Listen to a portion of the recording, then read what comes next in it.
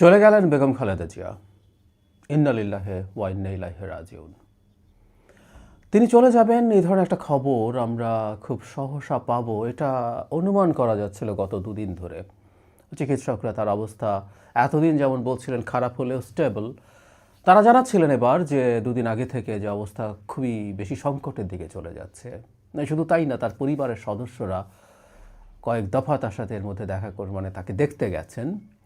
তাতে বোঝা যাচ্ছিল দুঃসংবাদটা সম্ভবত খুব সহসাই আসবে।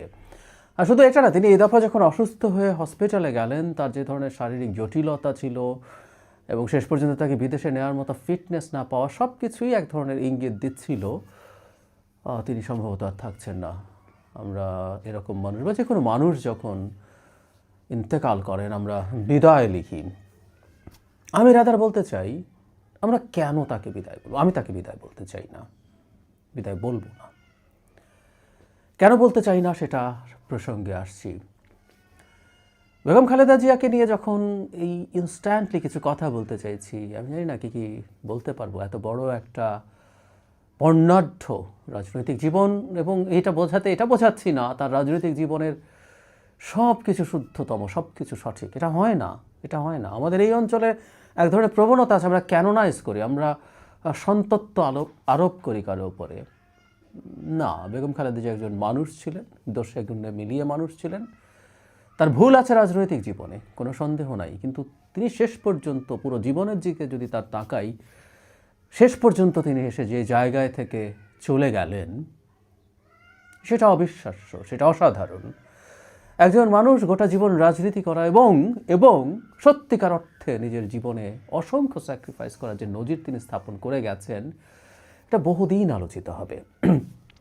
কয়েকটা কথা একটু টাচ করি আজ। এটা ঠিক তার জীবন নিয়ে তার উল্লেখযোগ্য কোনো কিছু বলা তা না, ইনস্ট্যান্টলি মনে আসছে। একটা মানুষ চলে গেলে হয় না, আপন মানুষ একেবারে পরিবারের মানুষ যখন চলে যায় আমাদের কতগুলো স্ন্যাপশট মাথায় আসে সেই মানুষটার সাথে। ইনস্ট্যান্টলি কিছু স্ন্যাপশট। আমার বাবা চলে গেলেন গত বছর, আমার তখন ওই স্ন্যাপশটগুলো মাথায় আসলো মুহূর্তের মধ্যে। আমি এই এক্সপিরিয়েন্সের মধ্যে প্রথম গেলাম।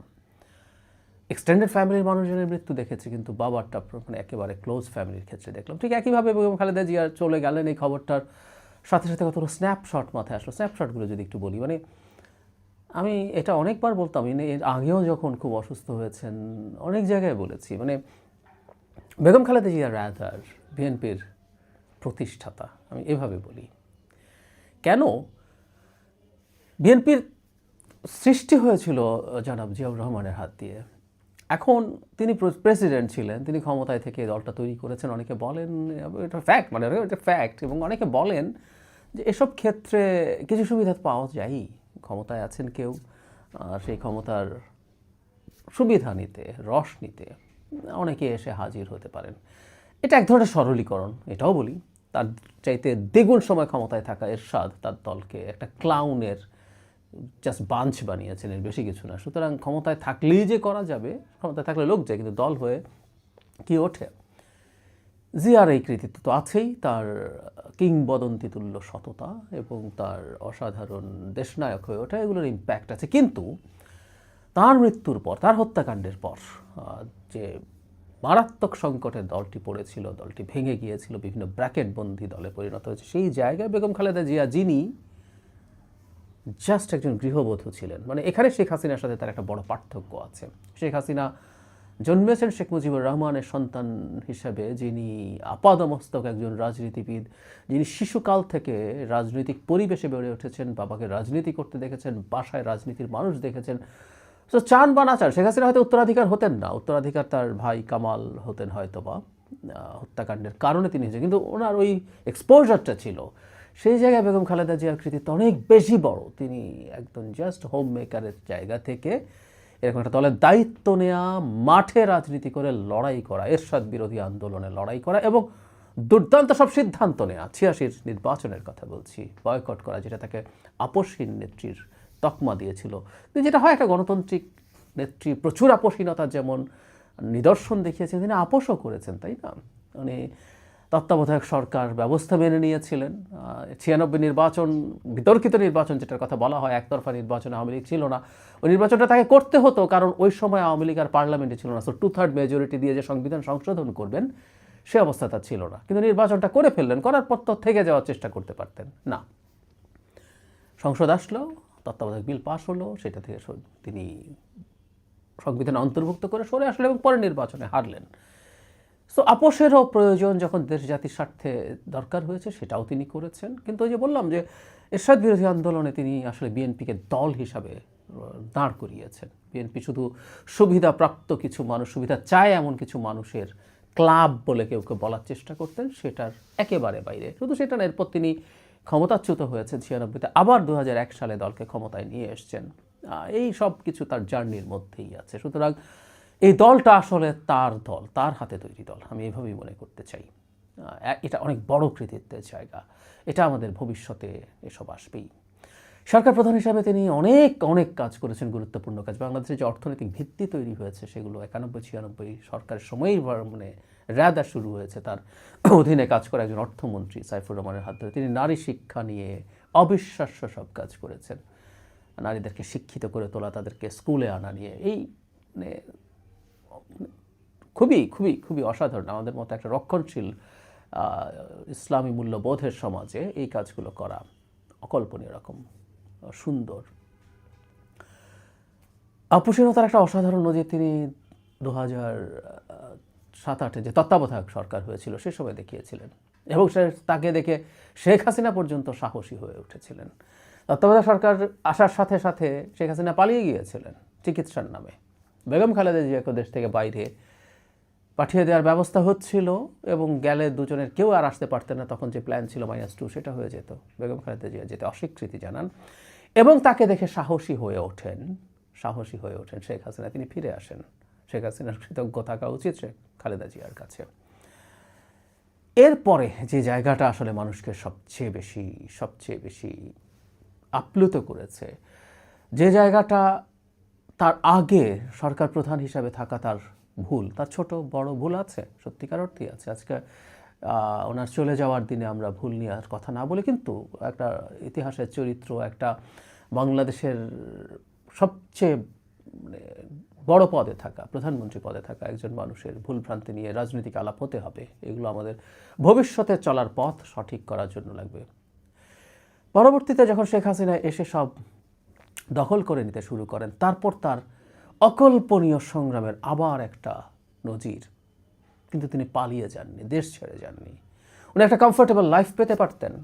একাগারের সময় তার সন্তান জনাব তারেক রহমানকে মারাত্মক টর্চার করে, মারাত্মকভাবে আহত করে দেশের বাইরে পাঠিয়ে দেওয়া হয়। তিনি এখনও পুরোপুরি সুস্থ নন, সেটি সম্ভবত তাকে সারা জীবন টানতে হবে। তিনি জেলে থাকা অবস্থায় মায়ের মৃত্যু দেখেছেন,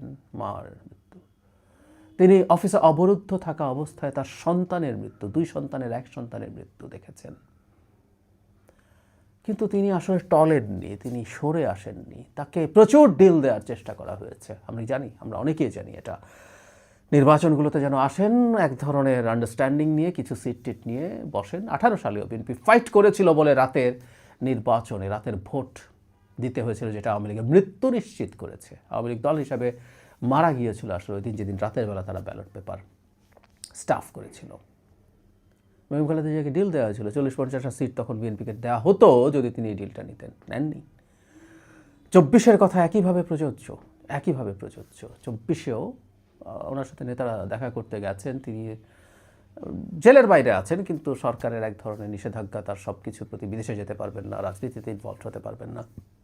কিন্তু যেসব মানুষজন তার সাথে দেখা করতে গেছেন অন্যান্য রাজনৈতিক দলের যারা বিএনপির সাথে যুগপৎ আন্দোলনে ছিল, এদের কারোর সাথে আমার কথা হয়েছে, উনি বারবার ওই কথাটা বলছিলেন, কেউ যেন এই নির্বাচনে না যায় সেটা নিশ্চিত করার চেষ্টা করুন। আমি আরেকটা কথা বলি সবসময়, এভাবে বলা, এটা মেডিকেল সায়েন্সের পয়েন্ট অফ ভিউতে, আমাদের বিশ্বাসের জায়গা থেকে না। সেটা জন্য ওনার আয়ু স্যাক্রিফাইস করেছেন।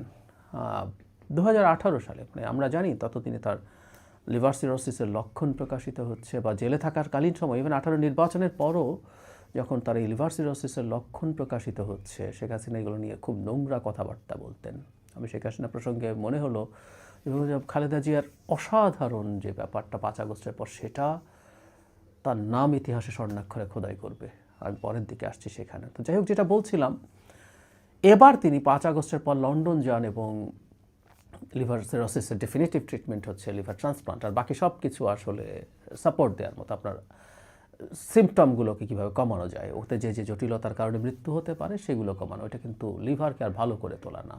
তো ওখানে দেখা গেল আর লিভার ট্রান্সপ্লান্ট করার অবস্থা নেই। 4-5 বছর আগে তো সেটা সম্ভব হতে পারত। উনি যদি ওই ডিলটা নিতেন, এক সন্তান হারিয়েছেন, আরেক সন্তানের পরিবারের সাথে থেকে উনি ওনার জীবন কাটাবেন, শেষ দিনগুলো সুন্দরভাবে আনন্দে সুখে কাটাবেন। না, উনি সেটা চুজ করেননি। তিনি থেকে গেছেন দেশে। ইনফ্যাক্ট এই থেকে যাওয়া ইটসেলফ আওয়ামী লীগের ওপরে তীব্র চাপ। আমি বাড়িয়ে বলছি না, শেখ হাসিনা পতনের একেবারে আনসাং হিরো আমরা বলি না, সেটা বেগম খালেদা জিয়া। সত্যিকার অর্থেই তাই। দেশে থেকে টর্চার নিজের গায়ে নিয়ে শেখ হাসিনার এই স্বৈরাচারকে তিনি তার মতো করে চ্যালেঞ্জ করে গেছেন। তার দল তো করেছেই, আর অবশ্যই জনাব তারেক রহমান দেশের বাইরে থেকে ওই দলটাকে সুনিপুণভাবে পরিচালনা করতে পেরেছিলেন। তার এই লাস্টের এই বেশ কিছু বছরের জার্নি তাকে অনন্য উচ্চতায় পৌঁছে দিয়েছে। যখন তিনি খুব অসুস্থ হচ্ছিলেন তখন বলছিলাম যে একজন জাতীয় অভিভাবকে পরিণত হয়েছেন তিনি।